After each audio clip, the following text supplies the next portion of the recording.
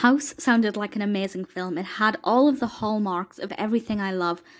So the description from IMDb is what kind of really piqued my interest. It says, a troubled writer moves into a haunted house after inheriting it from his aunt. And it's also a comedy. So it's a horror comedy, which is one of my favourite subgenres of horror.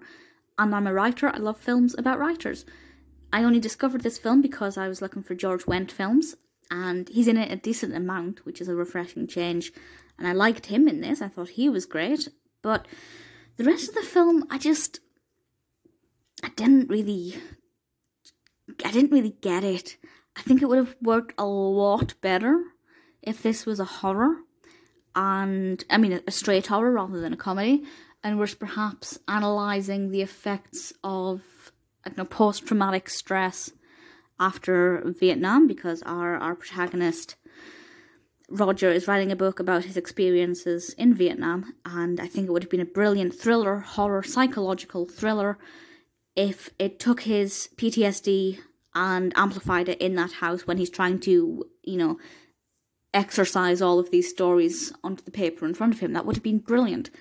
It would have been really fascinating, really interesting, and actually really important, because it's something a lot of people suffer from after they've been in a war, and it would have been important. But this just seems really silly, and I like silly horror, but this doesn't work well. It's directed by Steve Miner, screenplay by Ethan Wiley, story by Fred Dekker, released in 1985. And it's rated 15, I don't know why, because it's not scary. At no point is this scary. There was one thing that happened that I thought this is the turning point. But unfortunately it wasn't. But this turning point is, it's the bit where, I can't say too much, but I want to say, if you've seen it, the bit I'm on about is where George Wendt's character Harold phones the police. That's not as, it doesn't sound, you know, it sounds dramatic, they're phoning the police, what's going on. It's that bit. What happened there really surprised me. I didn't see that coming. And I thought, this is the turning point. This is where the tone shifts and it gets darker. And, I mean, yeah, it did get darker to a tiny degree, but not really. And I didn't really see any humour in this. There were some beautiful shots. There was some really nice editing, particularly when we get to see Roger's aunt. I thought those scenes were quite good and well edited, definitely very well edited and quite pleasing to watch.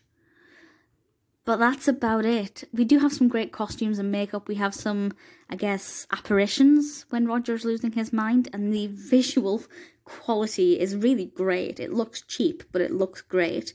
And there's a scene with a hand going down a toilet. I'll say no more, but that's brilliant. So the visual elements are really engaging and quite compelling. It's the narrative that's just not great at all. And while I'm enjoying the makeup and the costumes and the props, there's nothing really scary about it. I'm not really feeling any emotion, apart from that one moment when I got quite excited thinking it was going to shift. Would I recommend it? I don't know. And it's rare that I don't know whether or not I recommend a film, because there are bits of this that I think are good. There are bits that I think are worth praising, and I've mentioned those. But as a narrative, it's not very good. It's not very atmospheric. It's not scary. It's not funny. In that respect, it's not anything. But there are bits, as I said, that are good. So I'd say give it a watch if you're interested in this kind of film and see what you think. But as a rule, if you're not the biggest fan of comedy horrors, or you're never really that bothered about them, watch it for George Wendt if you like George Wendt, but otherwise I'd say give it a miss. I will not be watching the sequel.